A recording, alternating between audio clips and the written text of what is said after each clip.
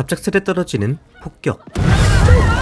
아이는 잠도 제대로 깨지 못한 채 형제들과 폭격을 피해 도망칩니다.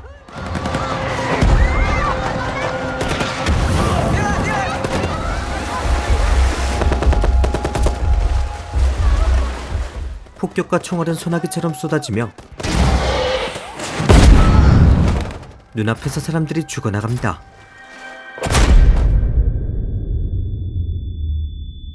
아이와 사람들은 무자비한 공격을 피해 숲속으로 달려가죠. 하지만 살고자 하는 마음으로 달려간 숲은 인간들을 배신합니다. 아이의 눈앞에 익숙한 것들이 터지고 있죠. 눈앞에서 터지는 지뢰는 얼마 전 자신이 직접 설치한 것이었습니다.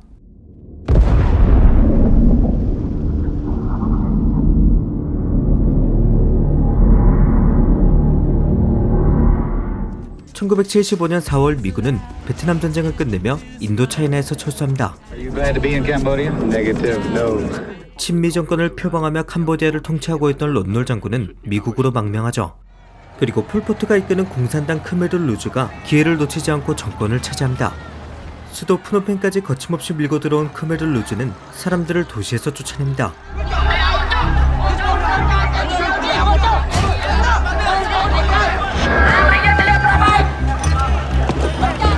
당시 캄보디아 사람들에게 미군 폭격은 트라우마와 같은 존재였습니다.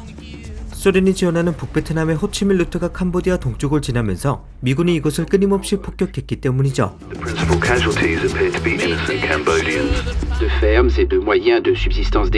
주인공 로웅의 가족도 미군 폭격이란 단어에 지체 없이 도시를 떠납니다. 목적지도 모른 채 말이죠. 캄보디아 사람들은 완전히 새로운 세상에 집어넣어졌습니다. 개인 재산은 모두 뺏기다시피 하고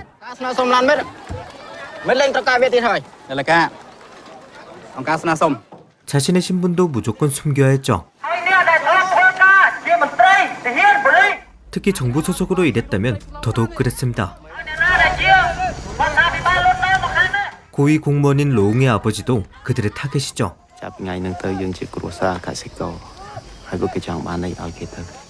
폴포트는 농민을 제외한 모든 국민들을 학살하기로 결정했습니다. 특히 다른 생각을 할 수 있는 지식인들이 1순위였죠. 폴포트는 모두가 평등한 자신만의 유토피아를 꿈꿨습니다.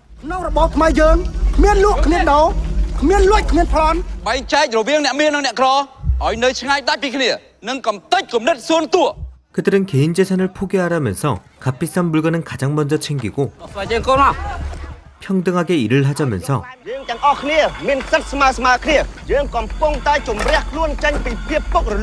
자신들은 제자리에 서서 명령만 합니다. 도시에서 쫓겨난 사람들은 집단 농장으로 보내집니다. 미군이 폭격한다는 말은 모두 거짓이었죠. 폴포트는 사람들에게 모두 똑같은 옷을 입히고 강제로 농사를 짓게 합니다. 그는 도시민을 자본주의 그 자체로 생각했습니다. 폴포트는 캄보디아 사람들을 기본인민과 신인민으로 크게 둘로 나누죠. 그리고 농사를 통해 사람들을 자신이 원하는 방향으로 바꾸려 합니다. 집단 농장에선 사람들을 세뇌하는 방송도 계속해서 흘러나오죠. 캄보디아 사람들은 같은 옷을 입고 같은 양과 같은 종류의 식사를 배급받습니다. 목숨과 직결되는 의약품마저 평등한 것을 써야 했죠.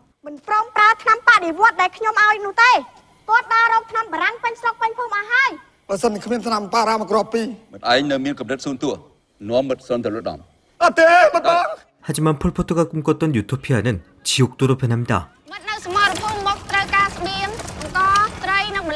최악의 위생 조건과 환경으로 사람들이 매일 죽어나가고 극심한 기아에 시달리게 되죠. 수확물을 몰래 먹었다간 몰매를 맞습니다.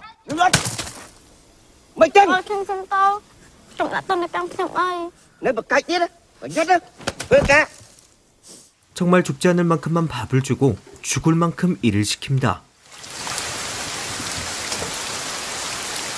심지어 나이가 좀 찬 아이들은 강제 징병하죠.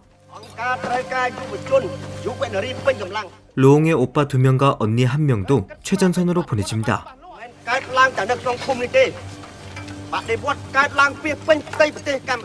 아버지가 고위 공무원으로 일하며 남부럽지 않게 살았던 로운 가족. 살찐다며 덜 먹었던 음식이 이젠 없어서 못 먹습니다.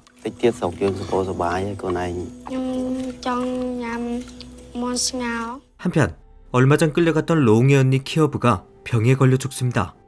로웅은 죽음이라는 걸 처음으로 보게 되죠.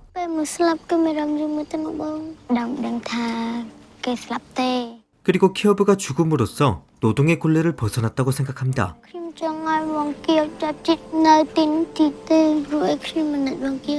로운 가족에게 죽음은 또 한 번 찾아옵니다. 아버지의 정체가 들켜버리고 만 것이죠.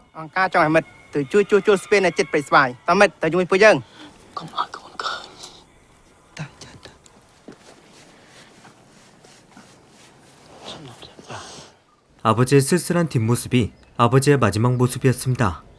그날 밤 엄마는 아이들에게 모두 도망가라고 말합니다.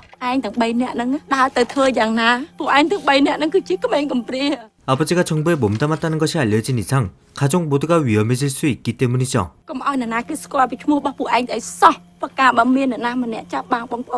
그렇게 삼남매는 생이별하게 됩니다.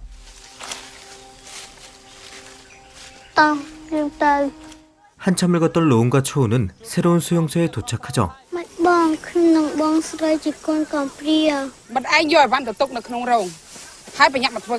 이곳은 농사일 뿐만 아니라 아이들에게 끊임없는 사상교육.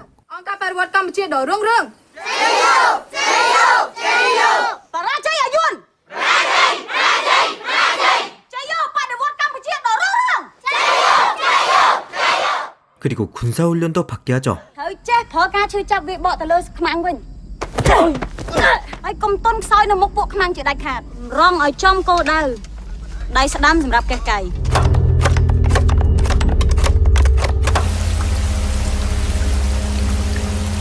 크메르 루즈는 베트남과의 전쟁을 준비하고 있었습니다.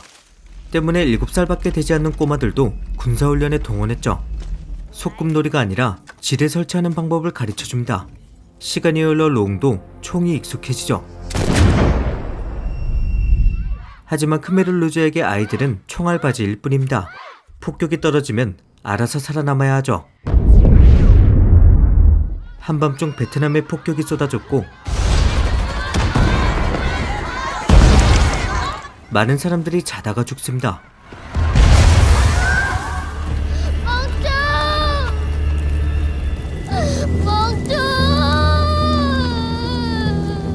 로웅은 또 다른 수용소를 향해 걷죠. 지옥 같았던 폭격은 아이러니하게도 영영 못 볼 것 같았던 형제들을 만나게 해줍니다. 그렇게 삼남매는 다시는 헤어지지 말자 다짐하며 함께 걸어나가죠. 1950년 초부터 60년대 중반까지는 말 그대로 캄보디아의 황금기였습니다. 수도 프놈펜은 동양의 파리라고 불릴 만큼 아름다웠죠. 하지만 찬란했던 캄보디아의 황금기는 옆나라 베트남에서 벌어진 내전으로 박살나게 됩니다. 캄보디아 동쪽에 소련의 지원을 받는 북베트남의 호치민 루트가 만들어지면서 미국이 무려 270만 톤이 넘는 포탄을 쏟아붓게 됩니다. 한마디로 캄보디아 동부가 쑥대밭이 된 것이죠. 폴포트가 가장 먼저 직면한 문제는 식량 문제였습니다. 마오쩌둥의 대약진 운동에 큰 감명을 받은 폴포트는 극단적인 공산화 정책을 시행합니다. 누구나 동등한 사회를 지향하며 남자는 책모자, 여자는 단발머리, 옷은 검은색으로 맞춰 입죠. 화폐도 없애면서 필요한 물건은 물물교환으로 하라고 지시했지만 나중엔 이마저도 금지했습니다. 물물교환을 통해서 다른 사람이 더 좋은 것을 가질 수도 있다는 점에서였죠. 폴포트는 아이들의 사상교육에도 집중합니다. 학교가 자본주의를 가르친다며 전국의 모든 학교를 폐교시킵니다. 그리고 어릴 때부터 부모와 강제로 떨어뜨려서 집단생활과 사상교육을 시키죠. 가장 최악이었던 건 역시나 강제 이주 정책입니다. 떠나지 않는다는 사람들은 그 자리에서 처형하죠. 걷기 힘들다고 하면 차에 태워준 뒤에 무덤으로 데려가서 죽여버립니다. 이유는 농부의 정신이 없다는 것이죠. 그렇게 1975년 한 해만 도시 이주민의 3분의 1이 사망합니다. 또한 폴포트는 지식인을 모두 죽이기로 결정하는데 지식인을 골라내는 방식도 어이가 없을 정도였죠. 안경을 쓰거나 피부가 곱고 밝은 사람 혹은 손바닥에 굳은 살이 없는 사람을 모두 지식인으로 분류하고 죽였다고 합니다. 나중엔 사람을 죽이는데 명확한 이유조차 없었다고 하죠. 악명 높은 캄보디아의 킬링필드는 그렇게 만들어졌습니다. 50년이 지난 지금도 캄보디아의 아픔은 여물지 않았습니다. 오늘 소개해드린 영화 그들이 아버지를 죽였다는 안젤리나 졸리가 직접 감독을 맡아 연출했습니다. 영화는 마치 다큐멘터리처럼 굉장히 담백하게 진행됩니다. 영화적 전개와 극적 연출을 모두 배제한 채 말이죠. 역사에 관심 많으신 분들에게 꼭 한번 보실 것을 추천드리면서 오늘의 영상 마치도록 하겠습니다. 그럼 저는 다음 영상으로 돌아오겠습니다. 지금까지 필바였습니다.